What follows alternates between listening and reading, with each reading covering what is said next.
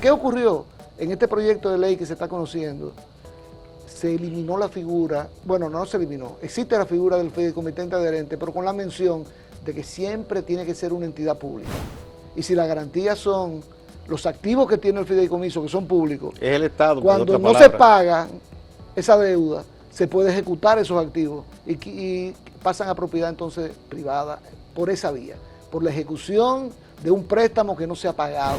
Y la pregunta es, ¿y esos contratos, esas adquisiciones que puede hacer el fideicomiso, están regulados por la ley 340 de compras y contrataciones públicas?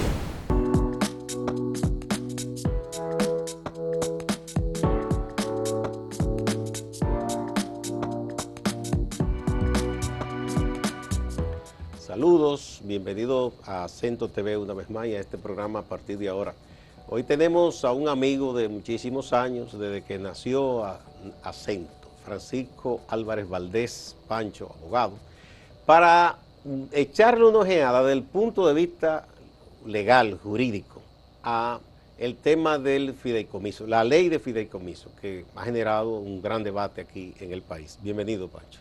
Gracias, Gustavo. Un placer estar aquí, sobre todo a principio de año, para poder desearle a todos los televidentes un feliz año 2023, que ha iniciado de manera muy interesante, ¿no?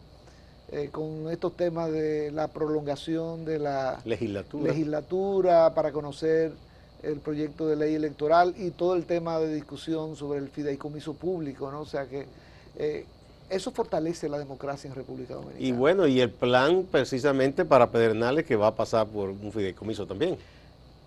Y señalar que nadie que yo haya leído se ha opuesto a que exista un fideicomiso público.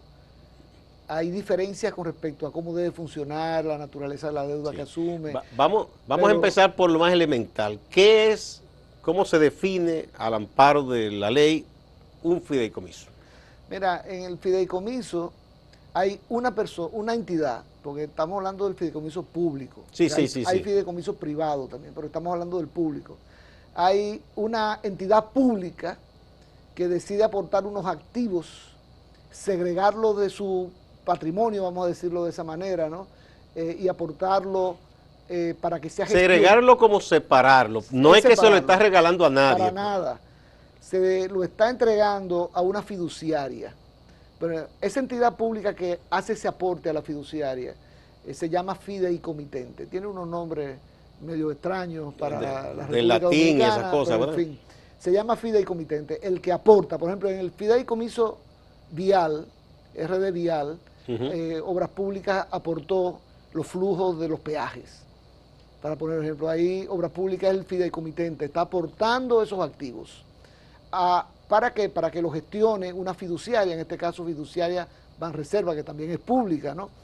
Y en beneficio de quién, pues del Estado Dominicano, que es el fideicomisario, bueno, o la entidad que se designe, que puede dentro del Poder Ejecutivo, puede ser el Ministerio de Hacienda, en fin, que es el beneficiario de esa gestión. O sea que si hay beneficio de esa gestión, lo recibe esa otra entidad pública también. Y esa entidad, repito, es pública, los activos que se están aportando son públicos, quien lo está aportando es público, todo es público en el fideicomiso público. Por eso yo puedo comenzar diciendo que no es cierto que este instrumento pueda ser utilizado para privatizar activos públicos. Ese primer mito, entonces, no es una privatización. No se trata de privatizar. Cuando se introdujo el proyecto de fideicomiso de Punta Catalina, hubo mucho ruido, con razón en un país como el que vivimos. Diciendo que la estaban regalando, que le estaban vendiendo. Porque había una figura que se llamaba fideicomitente adherente. Vuelvo y señalo, el fideicomitente es el que aporta los activos. Entonces había una figura que se llamaba fideicomitente adherente, que es, luego de funcionando el fideicomiso, viene alguien del sector privado y aporta recursos al fideicomiso. Y entonces se convierte en fideicomitente, pero adherente, porque se está adhiriendo a un fideicomiso. Se está agregando, para decirlo en términos llanos. Se está agregando. Y por esa vía se podía privatizar ese fideicomiso, porque de repente el sector privado comienza a aportar. Si el Estado no aporta la misma proporción, no aporta, se va reduciendo se reduce su participación porcentual. Correcto. Entonces, ¿qué ocurrió? en este proyecto de ley que se está conociendo, se eliminó la figura, bueno, no se eliminó, existe la figura del fideicomitente adherente, pero con la mención de que siempre tiene que ser una entidad pública. Ah, bien, el adherente será público también, En no consecuencia, eso de que se van a privatizar bienes, privado. O no que es se van a posible. regalar al sector privado es totalmente Ahora, infundado. tú me preguntas, ¿y esos activos que se aportan jamás van a llegar a manos privadas? Y yo te digo, hay un canal ¿Cuál es? que hay que tener muy en cuenta, el de la deuda. Porque, Bien, vamos con lo de la ¿qué deuda. hace el fideicomiso? La fiduciaria en este caso. Gestiona esos activos. Vamos a poner de nuevo el ejemplo, el fideicomiso RD Vial. Toma los peajes y utiliza esos peajes ¿para qué? Para darle mantenimiento a la carretera, pero también quiere construir carreteras nuevas, con peajes nuevos. ¿Y qué hace para poder tener la liquidez para construir eso? Se endeuda. El fideicomiso se endeuda. Y esa deuda, ¿quién la garantiza? Bueno, está claro en la ley que el Estado no la garantiza, excepto que se diga en el decreto que la garantiza, entonces tendría que ir al Congreso. Bien. Pero el Estado dominicano no garantiza la deuda del fideicomiso. La única garantía que tienen los acreedores que le aportan fondos al fideicomiso es por los activos que tiene ese fideicomiso. Precisamente el uso de un instrumento como el fideicomiso, de las cosas que dicen los economistas, desde el punto de vista económico, es que es una forma de no tener que tocar la puerta de acreedores para tomar dinero fresco prestado, porque se gestiona dinero. Sí, pero no es que no se toca la puerta de los acreedores, se toca la puerta de los acreedores. Pero por otra vía. No, la fiduciaria que está gestionando esos bienes, gestiona esos préstamos con la banca privada, siempre va a ser el sector privado que va a prestar los fondos, siempre. Ahora, el sector privado cuando aporte préstamos, fondos al fideicomiso, le va a exigir una garantía. Y si la garantía son los activos que tiene el fideicomiso, que son públicos, Es el Estado. cuando no se paga esa deuda, se puede ejecutar esos activos y pasan a propiedad entonces privada por esa vía, por la ejecución de un préstamo que no se ha pagado. Entonces eso de que no pueden llegar nunca a manos privadas tiene esa excepción. No, claro. Y por eso es que es tan importante que se discuta el tema de si ese endeudamiento del fideicomiso ¿Debe pasar por el Congreso o no? En participación ciudadana entendemos que para asegurar que no vaya a ser utilizado de manera incorrecta, debe pasar por el Congreso. Igual está lo que me explicaba aquí el economista Fabricio Gómez Mazara, de que pudiera, si hay algún atraso o algo, aunque no haya una exigencia directa aquí al Estado, pero las calificadoras fuera de aquí, puede decir, mala nota. Bueno, el otro aspecto preocupante del tema del endeudamiento es que yo escucho a los que defienden que es deuda pública, que no es deuda pública o que no está garantizada por el Estado, como diciendo no va a haber problema. Sí hay problema porque desde el momento en que un acreedor, un banco extranjero, por ejemplo, preste dinero al fideicomiso y no se le pague a ese banco extranjero porque los flujos que generan, los activos aportados, cualquier contingencia que ocurra, no le pague, ¿qué va a hacer ese banco extranjero? Va a ejecutar su garantía y su garantía va a ser única y exclusivamente los fondos o los activos que recibió el fideicomiso. Ahora, ¿qué ocurre? El Estado va a decir, banco privado, tú no puedes venir aquí a cobrarme porque la única garantía que tú tienes son esos fondos o esos activos que se aportaron al fideicomiso. Pero el país recibe un perjuicio cuando un banco extranjero está cobrándole a un fideicomiso público, ese fideicomiso público no paga, el banco no puede recobrar, la calificadora de riesgo, entonces entran ahí. Es lo que decía Fabricio. Porque eso es público. Sí. Hubo un incumplimiento del sector público, definitivamente, si no se paga ese la deuda de ese fideicomiso. No, y entonces el país que entra en entredicho. Así Bien. es. Continuemos entonces. Entonces, respecto a si la ley es orgánica o no, que es otro debate. Mira, ese es un debate que lo va a terminar decidiendo el Tribunal Constitucional, en mi opinión. ¿Por qué? Porque es que hay un artículo 112 de la Constitución de la República que fue redactado de una manera incorrecta. Tú lo tienes a mano, el 112 Claro. De la Constitución. Vamos Claro. a ver qué es lo que dice literalmente primero. Mira, el artículo 112 se titula Leyes Orgánicas. Y dice que son orgánicas las leyes, aquellas que por su naturaleza regulan los derechos fundamentales. Aquí no estamos hablando en el fideicomiso de derechos fundamentales, o sea que esa parte no aplica. También lo que regulan la estructura y organización de los poderes públicos. Estructura y organización de poderes públicos. Y aquí viene ya el primer tema de discusión. Yo leía un trabajo interesantísimo de Rafael Dixon diciendo que antes el fideicomiso era un contrato, puro y simplemente. No se creaba una figura jurídica, no se creaba un órgano administrativamente estructurado, no, era un contrato. Pero ¿qué pasa? Que con el paso de los tiempos, sobre todo el fideicomiso público se ha venido convirtiendo en una estructura administrativa, porque hay un patrimonio que recibe, que tiene unos activos entregados por el Estado. Bien, una estructura, pero no es una figura jurídica, no es un órgano. No es un órgano. No es un ente, como diría. No, es un patrimonio segregado, separado. Una decisión. Que alguien gestiona en beneficio de otra entidad, y aquí todos son públicos. Bien, ¿no? pongamos un puntito ahí, Pancho, porque nos están pidiendo la pausa. Cuando retornemos, para que continuemos leyendo ese artículo y nos vamos a referir entonces a todo el debate en que tú has participado de si es orgánica o no esa ley del fideicomiso público. Vamos a la pausa.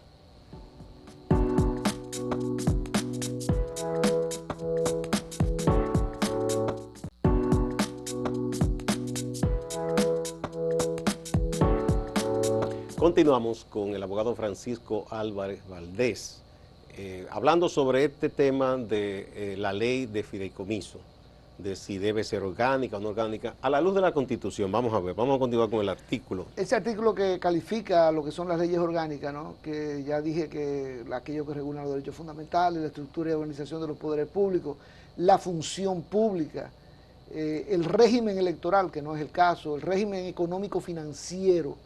Y ahí alguien va a decir, pero eso tiene que ver con las finanzas públicas. Pero bueno, es una interpretación todavía, porque el texto no es lo suficientemente claro, ¿no?, en esos conceptos que está estableciendo. Dice el presupuesto, planificación e inversión pública.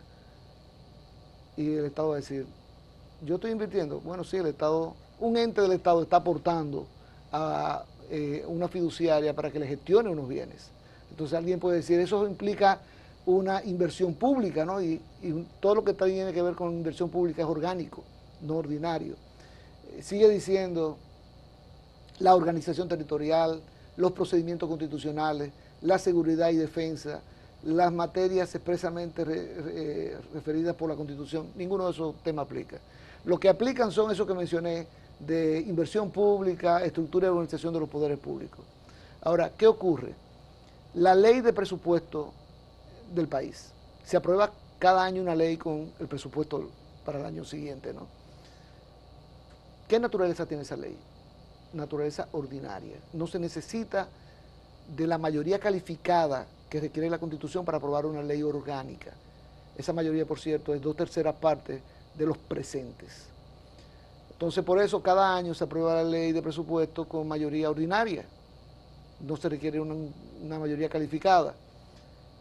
Y la ley orgánica de presupuesto, esa es pública, porque esa crea el marco bajo la cual se regirá el presupuesto.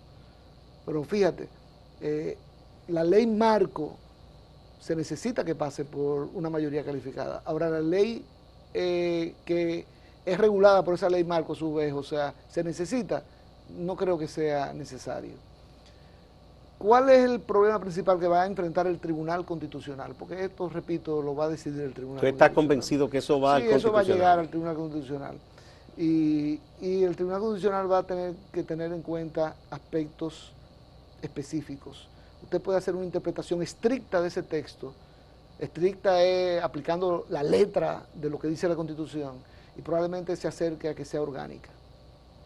Pero si hace una interpretación más amplia y basada en la razonabilidad, probablemente diga, como lo dijo Cristóbal Rodríguez, un excelente constitucionalista y experto en derecho administrativo, como lo dijo, en el sentido de que solamente las leyes marco son orgánicas y aquellas otras leyes que regulan, pues no, son leyes ordinarias. Eso favorece la gobernabilidad, porque tú tampoco puedes amarrar un gobierno a que no pueda moverse sin que el Congreso lo autorice, sobre todo una mayoría calificada del Congreso. Entonces, hay elementos ahí de razonabilidad que yo creo que van a incidir para que el Tribunal Constitucional se decida por una interpretación no estricta de la letra de la Constitución, sino tomando en cuenta ese aspecto de la gobernabilidad, de que hay una gran discusión. ¿El Código Penal es una ley orgánica o es una ley ordinaria? Algunos dicen, pero es que toca temas de derechos fundamentales, o sea, bueno, sobre todo el Código Procesal Penal. Toca el procesal, no el penal. Pero el penal, hay una gran discusión. Hasta ahora la mayoría de la gente piensa que es ordinaria, porque establece las penas, ¿no? O sea, ese tema lo va a tener que dilucidar y definir el Tribunal Constitucional. También. Sí. Y yo creo que, repito, lo hará siempre favoreciendo la gobernabilidad, que no se amarre a un presidente, excepto que los votantes lo indiquen, que no se amarre a un presidente o a un gobierno con una mayoría calificada, excepto para temas verdaderamente trascendentales. Y eso es lo que hay que terminar de definir en la aplicación de ese artículo 112 que te acabo de leer. 112 de la Constitución. Bien, entonces, prácticamente... Y por cierto, fue aprobado ya la ley de fideicomiso. No definitiva todavía. No definitiva, pero fue aprobada en la Cámara de Diputados como ley ordinaria, no como ley orgánica. En el Senado fue aprobada también como ley ordinaria, pero eso no tiene importancia, porque en el Senado se logró como quiera la mayoría calificada. Por una situación de que, ¿verdad? Ahí de que el PRM tiene una mayoría absoluta, como que le permite aprobar leyes orgánicas. Pero en la Cámara de Diputados necesita la aprobación de los partidos, de algunos de los partidos de oposición para poder alcanzar esa mayoría calificada. Pero cuando fue aprobada ahora esta ley, fue aprobada como ley ordinaria. O sea que va a haber una discusión que va a trascender el Congreso. A alguien se le va a ocurrir llevarlo al Tribunal Constitucional y ahí se definirá. Pero cuando se aprobó en el Senado, que tú dices que fue, digamos, por una cuestión automática, que quedó como mayoría calificada, pero se hizo contar así. Creo que no se hizo contar. Igual que, bueno, se hizo contar como ley ordinaria. Como ordinaria, a eso iba. Entonces ahí no habría por el momento contradicción. Es que mientras se reúna, mientras la aprobación se haya logrado con las 3/4 partes de los presentes, no hay problema. No hay problema. Aunque se haya tildado de orgánica o ordinaria, se haya calificado, no importa, porque se reunió, se aprobó con la mayoría calificada que prevé la Constitución. Bien, ya la ley, ¿qué es lo que le falta ahora? Porque se hicieron algunos cambios, tengo entendido, fue. Vuelve al Senado de la República. Por eso. Y el Senado, ahí tú sabes que no va a haber ninguna dificultad en aprobarla, y pasará entonces al Poder Ejecutivo. Para la promulgación. Para la promulgación, que yo creo que eso va a ocurrir en las próximas 2 semanas. Y ahí vendrán quienes dirán, no estoy de acuerdo, voy al Constitucional. Y ahí vendrá la acción directa de inconstitucionalidad. Otra cosa, porque el fideicomiso no es algo nuevo. De hecho, sacamos una nota en estos días que hay como 15 o 13, creo, fideicomisos que están en operación aquí. Algunos son propiamente privados, entre parte privada, que eso no tiene interés público, más allá de quienes están en eso, ¿verdad? Pero hay otra en que está involucrado el Estado. Hablamos de Revial, por ejemplo. De alguna manera, Punta Catalina no es un fideicomiso, como se hizo. No, se está organizando como empresa pública. Ahora. Ese es otro concepto. Pero cuando se construyó, no. No. Aunque hubo un arrendamiento de un terreno privado, eso no fue. Sí, pero eso fueron operaciones separadas. Separadas. Ahí no hubo fideicomiso. No hubo fideicomiso, hubo un intento de lo organizarlo que sí como hubo fue para proyectos inmobiliarios, como el que hizo el presidente Danilo Medina en Ciudad Juan Bosch. Sí, eso fue correcto. El fideicomiso. Y miren, es que el fideicomiso es un instrumento muy útil para el desarrollo de un país. Lo que hay que tener es cuidado cómo se regula. En México, por ejemplo, al 2019 había 374 fideicomisos, cuyo monto involucrado de dinero público representaba el 15.4% del presupuesto de México. Del presupuesto. Del presupuesto. Y de un país tan grande como México. Sí, o sea, pero 15%. Eso es mucha plata. Eso es muchísimo dinero. O sea, tú te das cuenta Y está mal o está bien, depende de cómo se maneje y de los controles que haya. Y el proyecto de ley sí tiene controles, o sea, va a estar sometido a la supervisión de la Cámara de Cuentas, pues sería el colmo, No, y la ¿no? superintendencia de banco incluso. Ahí hay una discusión, Eso me explicaba el economista, sí, que es la superintendencia de bancos, pero por ¿qué, el tema financiero. sí, y qué va a hacer el fideicomiso? Posiblemente va a emitir valores. Puede ser superintendencia de valores también. Sí, bueno, si emite valores va a estar regulado también por la superintendencia de valores, aunque no lo diga la ley de Cámara fideicomiso. de Cuentas y de paso Hacienda, que tiene ahí también un equipo de auditores, no tiene que ver con eso. En mi opinión, el fideicomiso público, por ser público, debe estar supervisado por la Contraloría General de la República, la Cámara de Cuentas, por obviamente el órgano que va a ser designado, sea superintendencia de banco, sea de valores, por lo visto va a ser de banco. ¿Y tú sabes por qué querían que fuera de banco? Porque querían darle una connotación financiera, pero un fideicomiso no es una entidad financiera, no hace intermediación financiera. O sea, por eso lo que dicen, no debe ser la superintendencia de banco que supervise y regule el fideicomiso, porque no es una entidad financiera. En el proyecto que tú has visto, no se establece así, no dice con claridad tales órganos van a... Sí, sí, sí, ahí no hay dificultad de que la Cámara de Cuentas tiene competencia, la superintendencia de banco es el órgano que se fija como ente supervisor y regulador. Esa no es la preocupación que Bien. tenemos en Participación Ciudadana. Vamos a otra pausa y cuando volvamos vamos a ver el papel que puede jugar en todo esto, compras y contrataciones.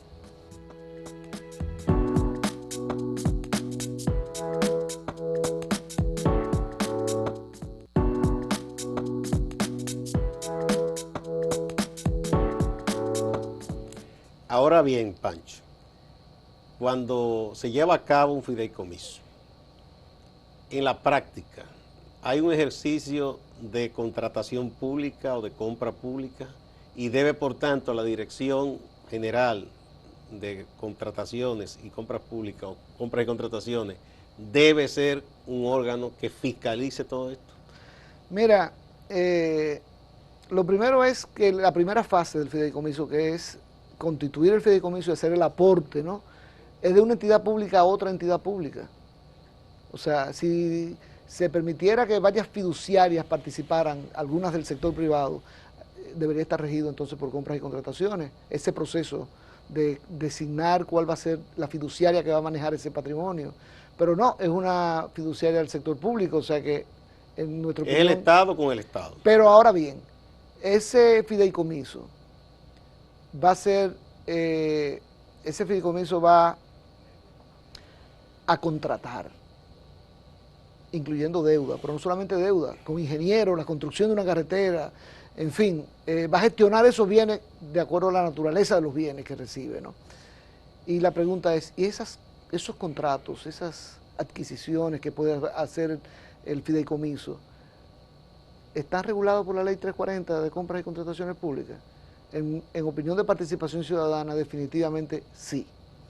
Pero nos sorprendió que Carlos Pimentel diera una opinión contraria. Que es el director de compras y contrataciones. Que es el director de compras y contrataciones, diera una opinión contraria. Bueno, y sabemos que Carlos Pimentel, si lo dijo de esa manera es porque cree que es así, no porque haya otros intereses de por medio. Ninguna duda. Estamos completamente convencidos de eso. Pero no estamos de acuerdo con esa posición. ¿Por qué? Porque la ley, el proyecto de ley, lo que decía era que esas operaciones de adquisiciones se regirán por los principios de la ley. Pero la ley 340 no solamente tiene principios, tiene mecanismos para esos procesos de compras y contrataciones. Entonces esos mecanismos no aplican, solamente aplican los principios. Y nosotros decíamos, eso hay que modificarlo para que sea la ley que rija, sin distinción, sin definir qué parte de la ley es la que rige la ley completa. Por cierto, en el proyecto que se aprobó en la Cámara de Diputados, que ahora pasa al Senado, se modificó esa parte y se puso como entendemos que debe ponerse, que es que esas operaciones estarán regidas por la ley 340. De compra y contratación. De compra y contratación. Pues entonces ahí ya se superó ese escollo. Sí, aunque se quedó un párrafo que estaba amarrado a esa disposición que decía que cada fideicomiso se dará su propio reglamento de compras y contrataciones, que deberán ser aprobados por la Dirección de Compras y Contrataciones Públicas. Pero eso como... Sí, eso se quedó ahí, debió ser suprimido. Se quedó ahí, lamentablemente. Pero, ¿ustedes saben qué pasa? La gente me dice, ¿pero tiene que ser aprobado por compras y contrataciones ese reglamento? Sí, y ahí está Carlos Pimentel hoy. Y yo estoy seguro que los reglamentos que él apruebe van a estar alineados con la ley de compras y contrataciones públicas. Pero hoy está Carlos Pimentel ahí, pero mañana no está. Entonces la norma tiene que prever su funcionamiento eficiente, sin importar quién esté. Sin dar lugar a la discrecionalidad. Exacto. Porque ya eso depende de quién esté, qué piense, qué crea, cuáles son sus principios. Y tú sabes que ese tema de que cada fideicomiso se dé un reglamento viene de un tema que se decidió en el Tribunal Constitucional.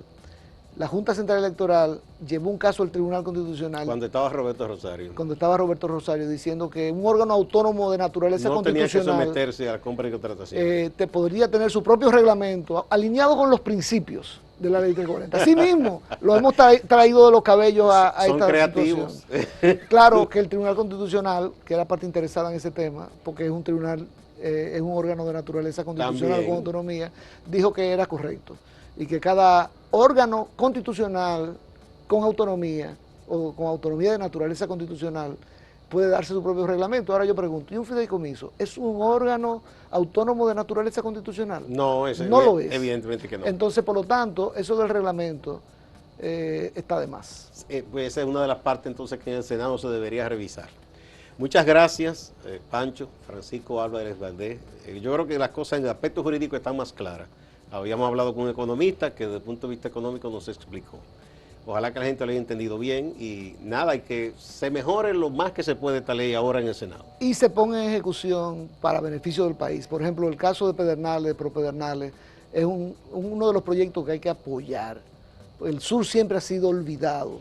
Sí, hay mucha esperanza en la gente de Pedernales. Y ese proyecto de Propedernales es un proyecto que hay que apoyar, definitivamente. Bueno, por cierto, que qué bueno, se pusieron de acuerdo porque hubo una objeción a una ampliación de unas áreas a ser intervenida y ya se decidió que no se va a Pero todo el mundo está de acuerdo que no toque áreas protegidas. O sea, es no sencillamente era cuestión de identificar. Era una zona como de amortiguamiento. De amortiguamiento. Bueno, muchas gracias, Pancho. Igual a ustedes, amigas y amigos. No se vayan, que hay más en Acento TV y Acento Portal.